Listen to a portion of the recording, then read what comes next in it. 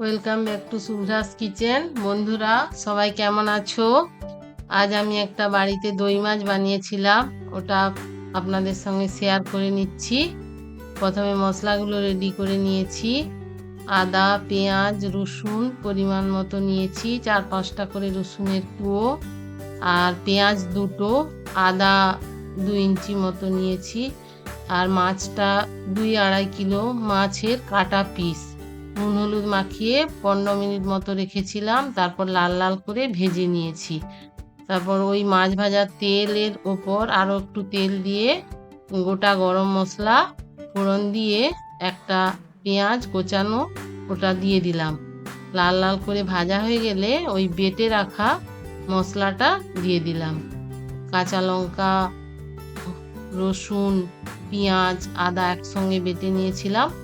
ওই মশলাটা ভাজা হয়ে গেলে গোটা একটা টমেটো কেটে রেখেছিলাম, ওটা দিয়ে ভেজে নেব।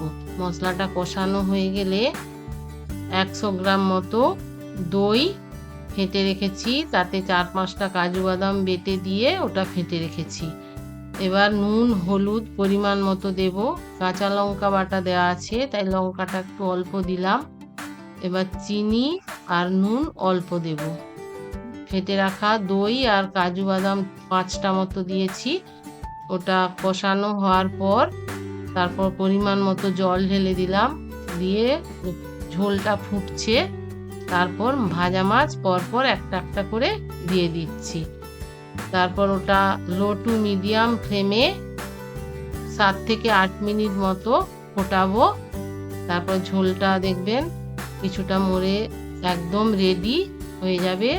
একটু টেস্ট করে অল্প একটু নুন দিলাম, অল্প একটু গরম মশলা ভাজা একটু ছড়িয়ে দিলাম। দেখছেন একদম রেডি পরিবেশনের জন্য। আপনারাও এইভাবে বানাতে পারেন। ভালো লাগলে লাইক করবেন, শেয়ার করবেন, সাবস্ক্রাইব করবেন। যারা ফেসবুক থেকে দেখছেন ফলো করবেন।